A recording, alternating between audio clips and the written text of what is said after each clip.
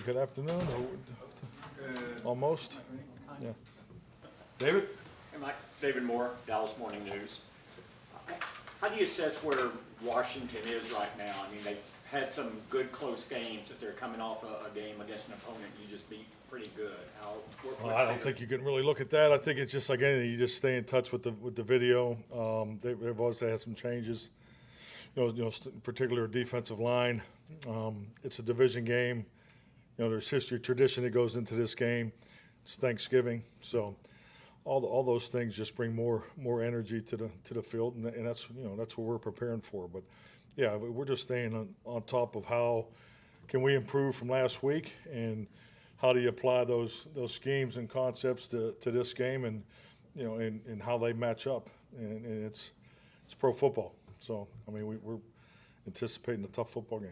You mentioned the D-line. How different do they look since making the trades they made in season? I would say a whole lot. It looks their pressure has gone up the last couple of weeks. So maybe that's part of their change. So those are the type of things that we focus on. Mike Towers with ESPN. You saw Howell at his first start, I believe, last year, and what growth have you seen from him in the 12, 13 Playmaker. I tell you, I mean, he can really spin the ball. I was impressed with him in December last year.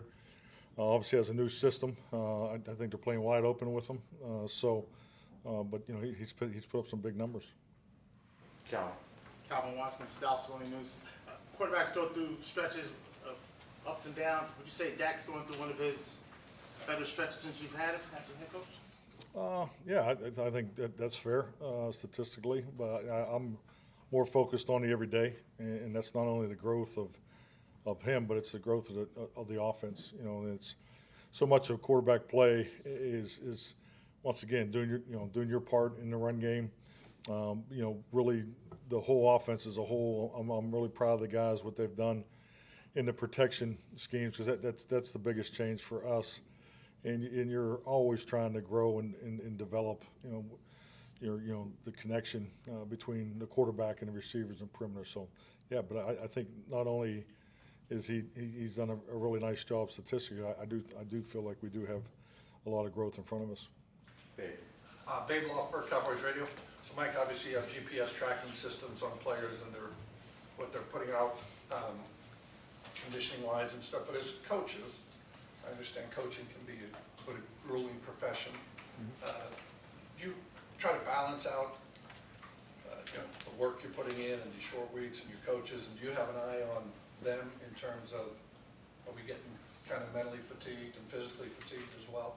The coaching staff? Yeah, absolutely. I think you get better at that as your years go on. Definitely much better today than it was 15 years ago, without a question. I used to think sleep was for the weak, and what a dumbass statement that is. It's you got to. It's a long year, and it's longer than it's ever been. And that's the reality of it. So yeah, we're very conscientious. I think not only when you make schedule changes and adjustments, it's not just for the players. It's definitely with the coaches in mind also. And were you a guy for finals in college, stayed up till 4 in the morning, cramming for what you maybe didn't? Yeah, I would hope my children don't follow the path that I took with my approach to finals. And I can't believe I just put that on camera. What an idiot. Bree Aranthus, Sports Illustrated. Mike, playing on Thanksgiving at AT&T Stadium, what makes this special for you? You nailed it. Everything. It's what Thanksgiving's all about. I just got the phone with my parents, so I mean, I'm sure I'll talk to them, every day this week.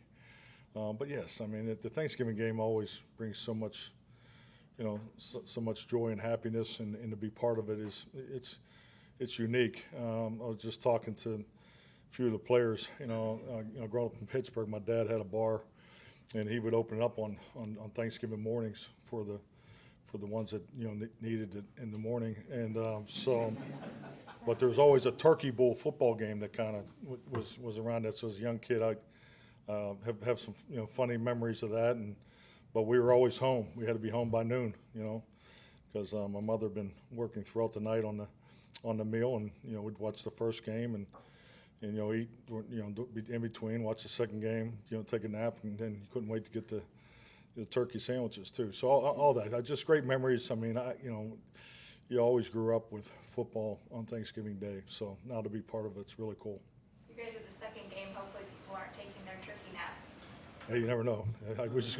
We just got to win from my perspective. So yeah, whatever it takes. That's what Thanksgiving's all about. Jane. Jake Slater, NFL Network. A couple weeks ago when I talked to DaRon Bland after one of his big games, we discussed him being a little overlooked in the 5th round, but he accredited some of the coaching that he's gotten here to see his game improve. Where have you seen him from when you guys were scouting him and brought him in here to this year where he's just quietly becoming a household name? I'm not really probably the right person to talk about that. And I mean this respectfully. I get irritated when people say, well, he was a 5th round pick. I mean, who cares? I mean, it's, because that's not what they are.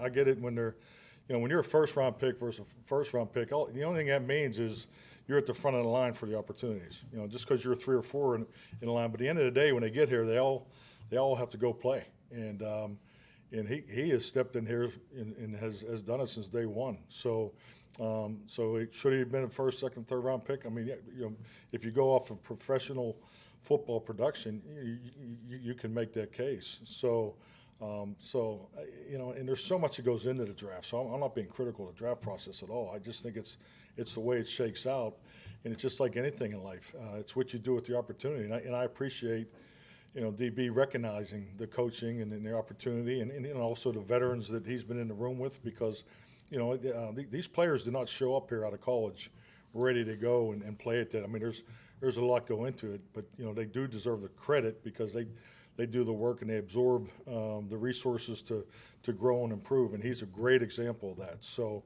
but yes, I think he's off to an incredible start of his career. But the thing that I've always been so impressed with him is his consistency. It's not too big for him. He's been the same person every day since he's been here, and I hope he holds to that, because that will serve him well, because that's a great trait to have, especially when you're having success, and amount of success that he's having so early in his career.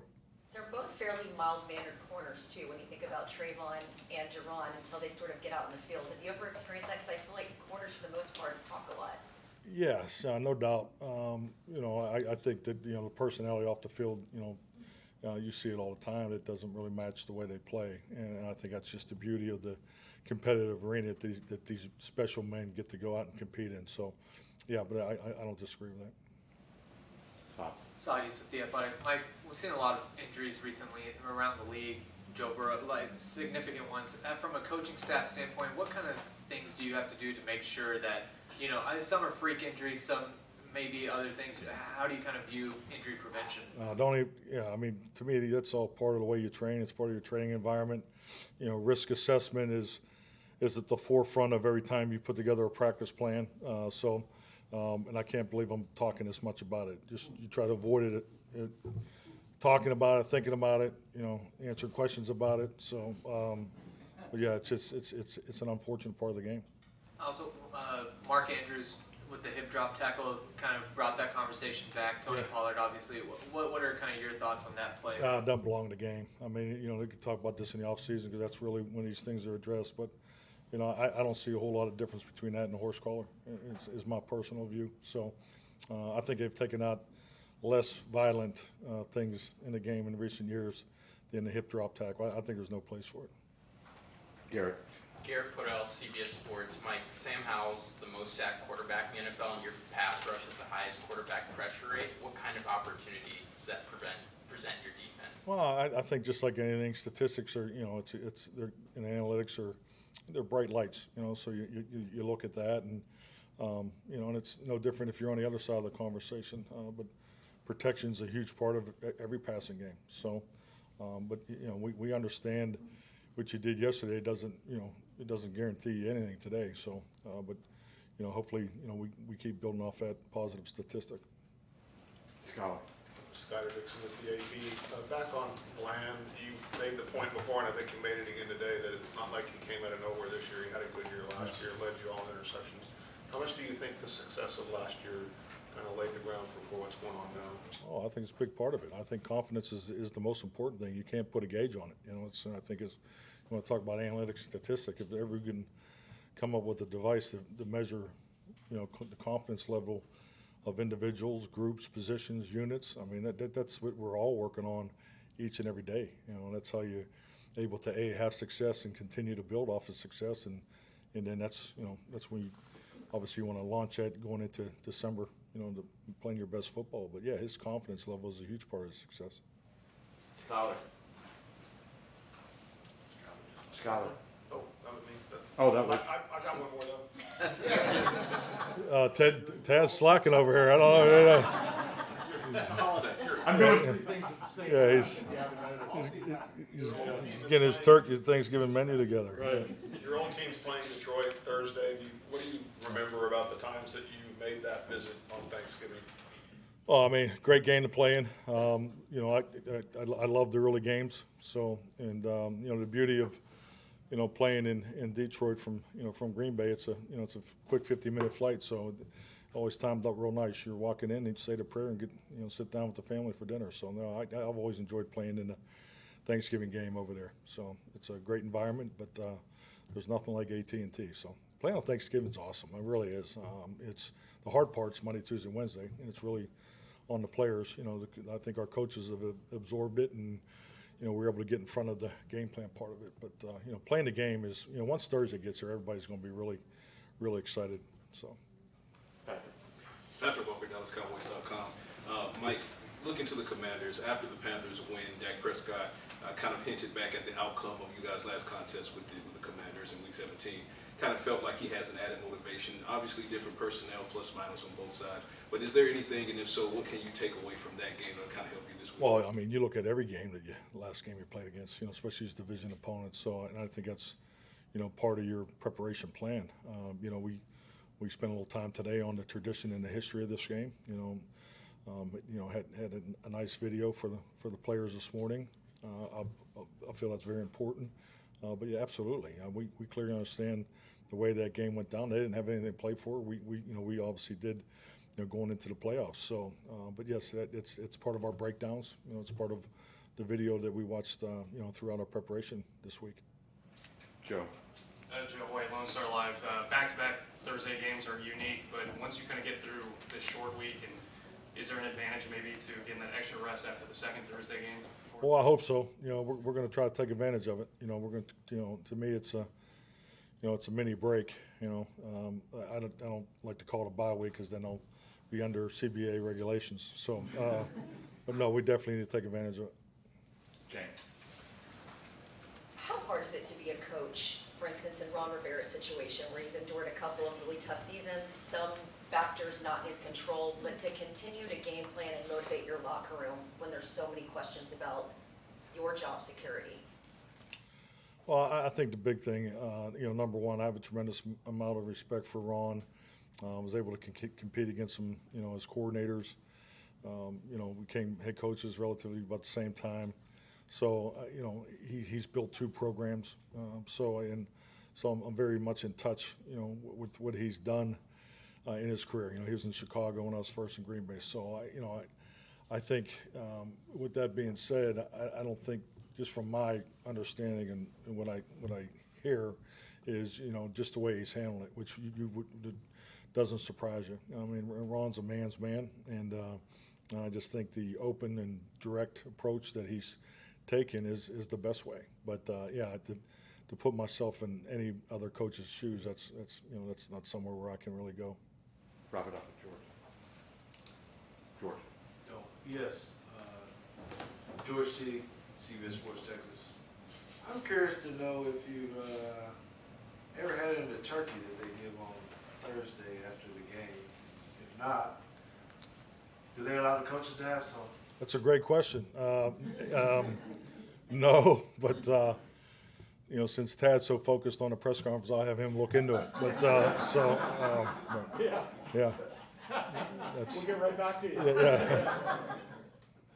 All right. Good. All right. Thank you. We'll